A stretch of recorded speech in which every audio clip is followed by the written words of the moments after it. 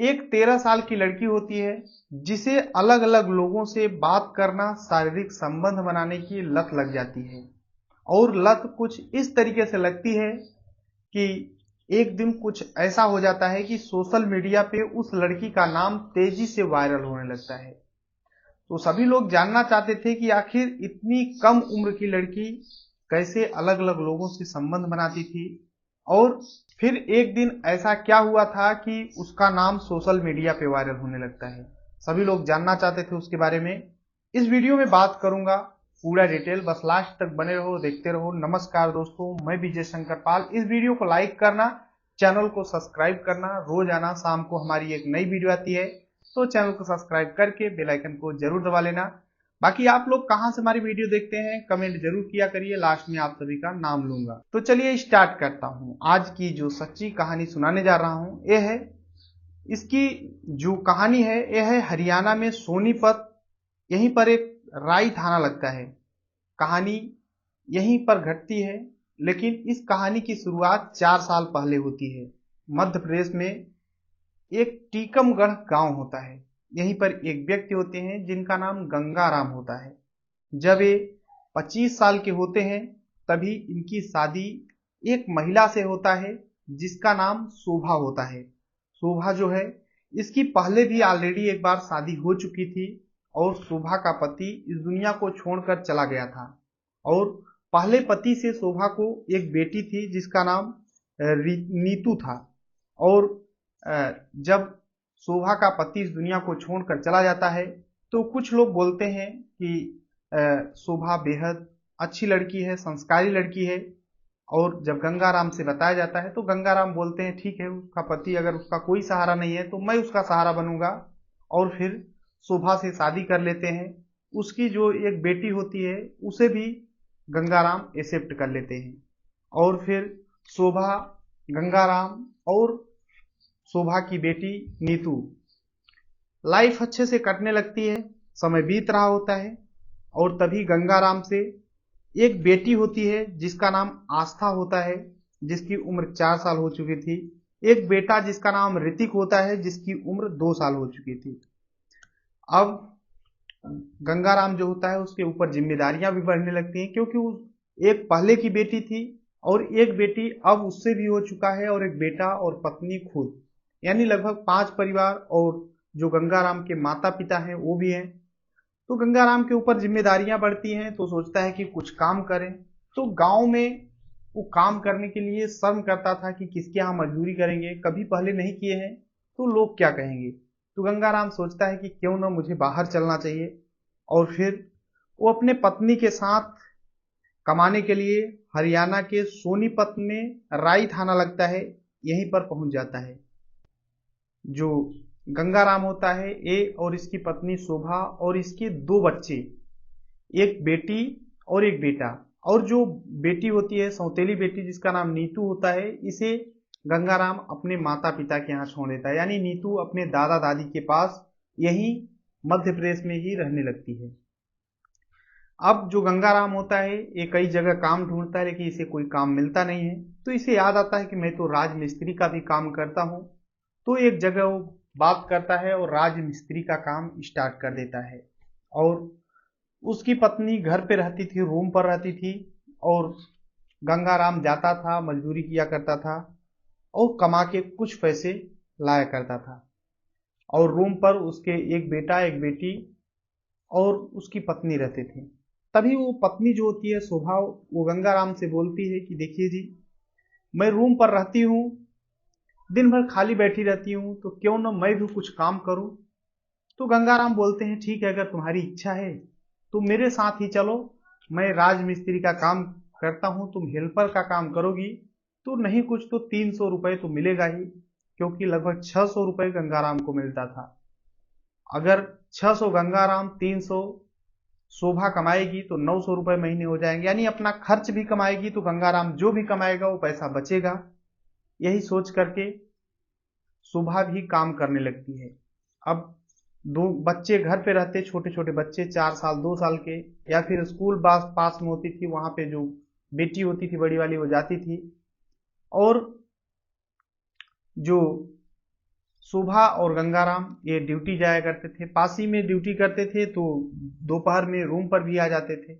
ऐसे ही टाइम बीतने लगता है, पैसा कमाने लगते हैं, समय बीत रहा था। धीरे धीरे करके जो गंगाराम है 2021 में आया था हरियाणा में, और 2023 लग जाता है, यानी 2 साल बीत जाते हैं। अब गंगाराम को वहां पे आसपास सभी लोग जानने लग गए थे, मकान मालिक भी जानने लग गया था, क्योंकि गंगाराम जो होता है बेहद शांत स्वभाव का, बेहद साधारण व्यक्ति होता है। तो सभी लोग उसका सम्मान भी करते थे, मानते भी थे और बोलते भी थे, और गंगाराम क्या हालचाल है।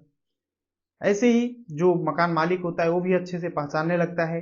2023 आ जाता है, तभी शोभा बोलती है कि मेरी जो बेटी है नीतू, जिसकी उम्र 12 साल हो चुकी थी, शोभा बोलती है अपने पति गंगाराम से कि नीतू को यहीं पर बुला लेते हैं, अगर यहाँ पर रहेगी तो जो बच्चे हैं छोटे छोटे, इन्हें भी स्कूल ले जाएगी और खुद पढ़ाई करेगी, और हम लोगों के लिए भी खाना बनाएगी, तो हम लोग ड्यूटी आराम से करके आएंगे।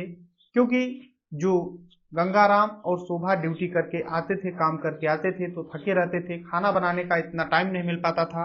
तो सोचती है शोभा कि अगर बेटी, मेरी बड़ी वाली बेटी अगर यहाँ पर रहेगी तो हम लोगों के लिए थोड़ा बहुत खाना बनाएगी, कुछ हेल्प करेगी, हाथ बटाएगी। तो गंगाराम को भी ये बातें अच्छी लगती है, और अपने पत्नी शोभा से बोलता है कि ठीक है, तुम्हारी अगर इच्छा है तो तुम नीतू को यहीं पर बुला लो। और फिर नीतू को शोभा बुलवाती है, और फिर नीतू आ जाती है अपने माता पिता के पास, यहाँ पर रहने लगती है। और नीतू का यहीं पर हरियाणा में ही नाम लिखा दिया जाता है। फरवरी महीने 2023 में आती है और इसका नाम लिखा दिया जाता है। धीरे धीरे 2 महीने बीत जाते हैं। अप्रैल महीने में जब नाम लिखाया जाता है, तो जो नीतू होती है ये पढ़ाई लिखाई स्टार्ट करती है। रूम पर पढ़ती थी, खाना बनाती थी अपने माता पिता के लिए, और जो भाई बहन थे उनका भी सेवा करती थी। समय बीत रहा होता है और नीतू पढ़ाई करती थी। धीरे धीरे करके नीतू का जो नाम है एडमिशन कक्षा 6 के बाद अब 7वीं में एडमिशन हो चुका था। और एक दिन अपने पिता से बोलती है कि पिताजी, मुझे किताब दे दीजिए, किताब का पैसा दे दीजिए, मैं खरीद लूंगी, और क्योंकि अगर किताब रहेगी तभी मैं पढ़ पाऊंगी। तो गंगाराम बोलते हैं कि बेटा अभी पैसा है नहीं, ऐसा करो तुम जाओ स्कूल, और मैं पैसे का जुगाड़ करके दोपहर में तुम्हारी किताब मैं खुद खरीद दूंगा। और फिर नीतू अपना स्कूल जाती है, रूम पर आती है। तभी 30 अप्रैल की बात होती है। सुबह जब बेटी घर पे रहती है नीतू, तो शोभा और गंगाराम ड्यूटी चले जाते हैं। एक पास में कुछ ही दूर पे राजमिस्त्री का काम होता है, वहां पे गंगाराम काम करने लगता है। और तभी दोपहर का टाइम होता है, जो मसाला होता है उसको शोभा बनाती है। उसके बाद अपने पति से बोलती है कि लगभग 1 घंटे के लिए मसाला बन चुका है, मैं तब तक घर पे घूम कर आती हूँ, कुछ खाना भी आपके लिए लेते आऊंगी और खा लूंगी, और देख लूंगी बच्चे कैसे हैं, और तब तक आप काम करते रहिए। तो गंगाराम बोलता है ठीक है जाओ। शोभा घर पे आती है तो देखती है दोनों बच्चे रूम में हैं, यानी एक बेटा और एक बेटी। लेकिन बड़ी वाली जो बेटी नीतू है वो तो दिख ही नहीं रही है। वो पहले रूम में देखती है, फिर अलग अलग जगहों पे जहां नहाते हैं वहां पर देखती है, लेकिन नीतू कहीं पर दिखती नहीं है। तो शोभा को लगता है कि आखिर मेरी बेटी बड़ी कहाँ गई। वो छत पर जाती है, और जब छत पर जाती है तो वहां पर कुछ ऐसा देखती है कि रोना पीटना शुरू कर देती है। देखते ही देखते जो वहां पे मकान मालिक होते हैं भगत सिंह, वो भी आ जाते हैं और देखते हैं। वो भी, उनके भी हाथ पांव फूलने लगते हैं। और तब तक गंगाराम को किसी ने बताया कि आपकी बेटी जो है बेहोश अवस्था में छत पर पड़ी हुई है। गंगाराम भी भागे भागे आ रहे हैं, और तभी जो नीतू है उसे हॉस्पिटल लेकर जाया जाता है। कुछ आसपास के लोग भी होते हैं, फौरन लेकर हॉस्पिटल जाते हैं, और हॉस्पिटल में डॉक्टर जो हैं इलाज करना शुरू करते हैं। तभी जो डॉक्टर हैं वो बोलते हैं कि देखिए आपकी जो बेटी है नीतू, जिसकी उम्र 13 साल, वो इस दुनिया को छोड़कर जा चुकी है। अब गंगाराम जो होते हैं और शोभा रो रो कर बुरा हाल हो जाता है कि बेटी, अच्छा था कि ये अपने गांव में ही थी, मध्य प्रदेश में ही थी, मैंने यहाँ पर बुला लिया सहारा के लिए, लेकिन आज मेरे बेटी के साथ क्या हो गया। और तभी किसी ने पुलिस को भी फोन कर दिया। मौके पर काफी लोग इकट्ठा हो जाते हैं, मौके पर पुलिस भी आ जाती है। अब उस लाश का पंचनामा करने लगती है, जांच पड़ताल करने लगती है। तभी जो पुलिस है गंगाराम से बोलती है कि देखिए आपकी बेटी तो इस दुनिया को छोड़कर चली गई है, लेकिन आप एफआईआर दर्ज कराइए। मैं आपकी बेटी का जांच पड़ताल करना चाहता हूं। जब तक आप एफआईआर नहीं दर्ज कराएंगे मैं कैसे जांच पड़ताल करूंगा। जो पुलिस होते हैं गंगाराम से बोलते हैं कि आप एफआईआर दर्ज कराइए ताकि हम लोग जांच पड़ताल कर सकें कि आखिर आपकी बेटी इस दुनिया को छोड़कर कैसे गई है। गंगाराम बोलते हैं कि साहब मैं बेहद गरीब इंसान हूं, मैं एफआईआर नहीं करा सकता हूं, मैं पुलिस के झमेले में नहीं पड़ना चाहता। मेरी बेटी प्राकृतिक रूप से पता नहीं क्या हो गया है, इस दुनिया को छोड़कर गई है। मैं अंतिम संस्कार कर दूंगा। मैं क्योंकि पुलिस के अगर एफआईआर दर्ज कराएंगे कि तो बेटी का पोस्टमार्टम होगा। तो गंगाराम बोलते हैं कि मैं पुलिस के झमेले में नहीं पड़ना चाहता हूं, मैं थोड़ा बहुत पैसा कमाता हूं और उससे अपने घर का खर्च चलाता हूं। 2 और बच्चे हैं, उनका भी पेट पालन करता हूं। अगर मैं पुलिस के चक्कर में पड़ जाऊंगा तो फिर बच्चों का कैसे ख्याल रखूंगा और फिर अपना खर्च कैसे चलाऊंगा। तो पुलिस भी सोचती है ठीक है, पुलिस भी वहां से चली जाती है। तभी जो डॉक्टर इलाज कर रहे थे उन्हें कुछ डाउट लगता है और पुलिस को फोन करते हैं।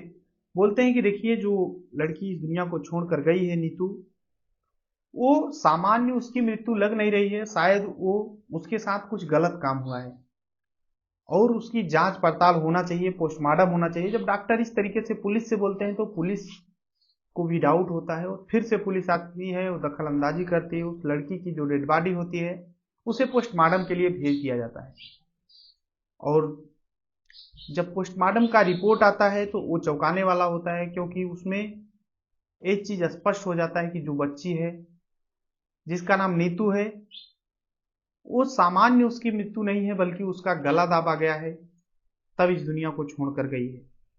अब जैसे ही पुलिस को इस तरीके के पता चलता है, पुलिस गंगाराम से पूछती है कि देखिए आपकी बेटी सामान्य रूप से इस दुनिया को छोड़कर नहीं गई है बल्कि इसका किसी ने गला दबाया है और फिर आप मदद करिए। पुलिस पूछताछ गंगाराम से स्टार्ट करती है। शोभा से पहले घर वालों से ही पूछताछ करती है कि आखिर क्या प्रॉब्लम थी। तो गंगाराम बताता है कि साहब मैं हमेशा की तरह काम पर चला गया, खाया पिया सब कुछ सही तरीके से था और मेरी जो पत्नी है दोपहर में आई तो छत पर उसे बेहोश अवस्था में पाई। अब पुलिस को समझ नहीं आ रहा था कि आखिर ये जो लड़की है इस दुनिया को छोड़कर गई क्यों। पुलिस गंगाराम से बोलती है कि आपको अगर किसी पे डाउट है तो बताइए। तो गंगाराम बोलते हैं कि साहब मुझे किसी पर डाउट नहीं है, मेरा कोई दुश्मन नहीं है। अब देखते ही देखते वहां पर मीडिया वाले भी आ जाते हैं। अब जो गंगाराम होता है अपनी बातों को कभी मीडिया वालों से कुछ अलग बताता, पुलिस वालों से कुछ अलग बताता। अब पुलिस वालों को डाउट होने लगता है कि ये जो गंगाराम है पहले बोल रहा था कि पोस्टमार्टम नहीं करना है, नॉर्मल मृत्यु है, और फिर अब बोल रहा है कि मुझे किसी के ऊपर डाउट नहीं है, यानी कुछ झोल है। पुलिस शोभा और गंगाराम दोनों को थाने लेकर जाती है और फिर सख्ती से पूछताछ स्टार्ट करती है। और जब सख्ती से पूछताछ स्टार्ट करती है तो जो गंगाराम होता है फूट फूट करके रोने लगता है और रोते हुए एक कहानी सुनाता है और उस कहानी को जितने लोग सुनते हैं वाकई में सोचने लग जाते हैं कि आखिर इस दुनिया में कैसे कैसे लोग होते हैं। गंगाराम बताते हैं कि मेरी जो बेटी है नीतू, ये शोभा की मतलब नीतू का पिता कोई और था और जैसे ही नीतू की जो शोभा है उससे गंगाराम की शादी होती है तो उस समय साथ में नीतू आई थी। और फिर जब काम करने के लिए हरियाणा आता है गंगाराम तो अपने 2 बच्चों को पत्नी को लेकर के आता है। नीतू को अपने माता पिता यानी नीतू जो है अपने सौतेले दादा दादी के पास रहना शुरू कर देती है और जब वहीं पर रहती है तो एक फोन भी दे दिया जाता है नीतू को कि ताकि अपने माता पिता से हाल चाल लेता रहे। नीतू को नहीं दिया गया था बल्कि दादा दादी के पास रहता था तो नीतू ले लिया करती थी और वहां पर जो नीतू है किसी से फोन पर बात किया करती थी तो उसके दादा दादी सोचते थे शायद अपने मम्मी पापा से बात कर रही होगी और इतनी छोटी बच्ची उसमें 12 साल की थी तो कोई डाउट भी नहीं करता था। अब जब जो शोभा है अपने पास नीतू को बुला लेती है तो उस समय जो मोबाइल नीतू लिए रहती थी वो तो अपने दादा दादी को दे देती है क्योंकि उन्हीं का मोबाइल होता है। और जब यहाँ पर आती है हरियाणा नीतू आ जाती है तो ये एक मोबाइल लेकर आई थी, और वो ऐसा मोबाइल कि न उसके दादा दादी दिए थे उस मोबाइल को, और न ही गंगाराम या शोभा दिए थे। और एक ही रूम तो था, वहां पर छिपा कर रखती थी। और जब ये लोग ड्यूटी चले जाते थे तो नीतू बात किया करती थी किसी से, और गंगाराम को तो पता नहीं चलता, लेकिन जो शोभा होती है ये घर में कहीं ना कहीं उसकी मोबाइल पा जाती थी और बोलती थी ये कैसी मोबाइल है। तो नीतू बोलती थी मम्मी गलती हो गई, अब नहीं, मैं फेंक दूंगी मोबाइल को। और फिर इसी तरीके से बात करती थी। कभी कभी जो शोभा है ये देख लेती थी अपनी बेटी नीतू को किसी से बात करते हुए, 13 साल की हो चुकी थी, तो ये डांटती थी कि अभी तुम्हारी कोई उम्र है किसी से बात करती हो।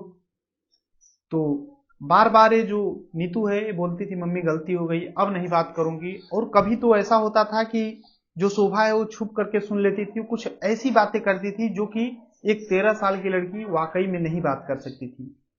यानी अशब्द बातें किसी व्यक्ति से किया करती थी, जैसे गर्लफ्रेंड बॉयफ्रेंड हो।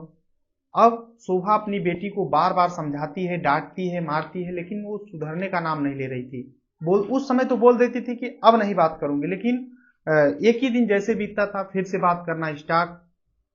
उसे शोभा को समझ नहीं आता है कि आखिर मैं करूं तो करूं क्या। एक दिन गंगाराम से बता देती है कि देखिए जो नीतू है ये मोबाइल लेकर आई है और किसी से बात किया करती है। और जैसे ही गंगाराम सुनते हैं उन्हें क्रोध आता है, अपने बेटी को मारते पीटते हैं और डांटते हैं, बोलते हैं कि आज के बाद तुम मोबाइल से किसी से बात नहीं करोगी। और फिर उस समय बोल देती है नीतू कि अब नहीं करूंगी, लेकिन दूसरे दिन फिर से। अब गंगाराम फिर से डांटते हैं उसे, और जब फिर से डांटते मारते हैं तो नीतू बोलती है कि बात करूंगी, क्या कर लोगे, मैं अपने बॉयफ्रेंड से बात करती हूँ, मिलती हूँ, शारीरिक संबंध बनाती हूँ, तुम्हें क्यों तकलीफ हो रही है।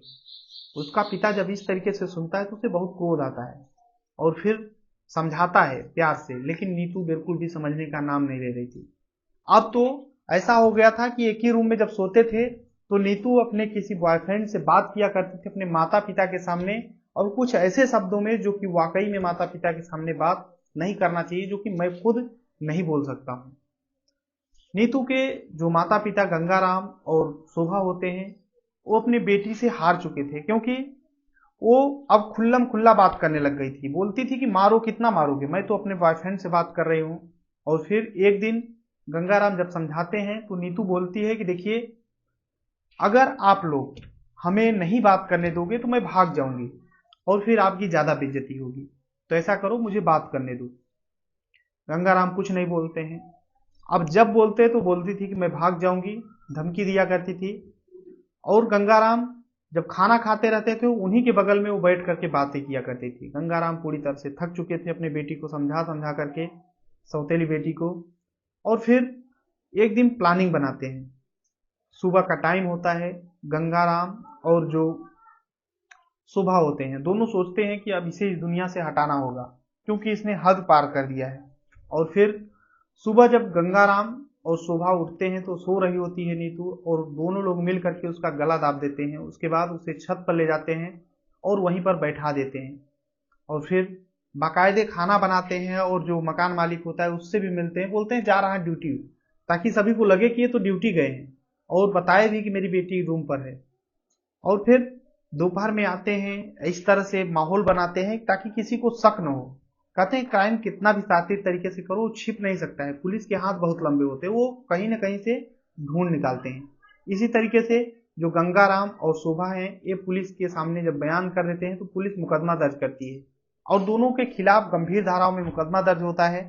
और फिर ये दोनों गंगाराम और शोभा दोनों सलाखों के पीछे पहुंच जाते हैं। आज के डेट में दोनों सलाखों के पीछे हैं, और जो छोटे बच्चे हैं ये अपने दादा दादी के पास रहते हैं, जो एक बेटा और एक बेटी है। तो बाकी इस कहानी को सुनाने का उद्देश्य किसी को परेशान करना है, दुख पहुंचाने, बल्कि आप सभी को जागरूक करना है। जहां भी रहें अपना और अपनों का ख्याल रखें, सुरक्षित रहें। बाकी आप लोग अपनी राय जरूर देना कि ये जो बच्ची थी वाकई में अगर पहले से इस पे शासन लगाया गया होता तो बाद में ऐसा न होता। शुरुआत में तो बच्चों को छूट दे दिया जाता है कि चाहे जो करें, अभी तो बच्चा है क्या जानेगा, लेकिन अपने बच्चे कब बच्चे से बड़े हो जाते हैं पता ही नहीं चलता है। हम लोग बच्चे सोचते रहते हैं उन्हें, और वो कब बड़े बड़े कांड करना शुरू कर देते हैं। तो उन्हें शुरुआत से ही संस्कार देने की जरूरत होती है। बाकी आप लोग जो भी हमारी वीडियो देख रहे हैं, हमसे बड़े हैं, आप लोग अपनी राय कमेंट बॉक्स में देना। मैं अभी इन सब चीज़ों में अनुभवहीन हूँ। बाकी चलते हैं आज के कमेंट की ओर। जो लोग कमेंट किए हैं, तो राजीव पाल हैं जो कि हरदोई उत्तर प्रदेश से रोजाना हमारी वीडियो देखते हैं, तो इनको भाई तहे दिल से शुक्रिया। बाकी भोला कुमार हैं, संजय छत्तीसगढ़ से रहने वाले हैं, संजीत कुमार हैं और बोलते हैं कि भाई आप कहाँ से कहानी सुनाते हो। तो भाई मैं कोरांव एक तहसील लगता है जो कि प्रयागराज उत्तर प्रदेश इंडिया से, तो कोरांव तहसील से रहने वाला हूँ। अगर यहाँ से कोई हमारी वीडियो देखते हैं प्रयागराज से तो कमेंट जरूर करना। बाकी सभी, चाहे प्रयागराज हो, चाहे उत्तर प्रदेश के कहीं कोने से या फिर इंडिया के कोने से या फिर कहीं से भी हमारी वीडियो देखते हैं, अगर कुछ सीखने को मिलता है तो भाई आप सभी को तहे दिल से शुक्रिया। बाकी अजय कुमार जी हैं, अजहर सऊदी अरबिया से रहने वाले हैं, तो भाई इतनी दूर से हमारी वीडियो देखते हैं, तो भाई तहे दिल से शुक्रिया यार सभी को। बाकी सिंगर रामफल हैं जो कि हरियाणा से हैं, तो भाई हमारी दुआ है कि आप और ज़्यादा गाएं, प्रैक्टिस करें और फिर आगे बढ़ें। हरिओम तिवारी हैं जो कि बलराम उत्तर प्रदेश से रहने वाले हैं, एम के मौर्य जो कि भदोही से रहने वाले हैं। तो भाई सभी को तहे दिल से शुक्रिया। बाकी चैनल सब्सक्राइब करो। मिलते हैं इस वीडियो में, तब तक के लिए जय हिंद, वंदे मातरम।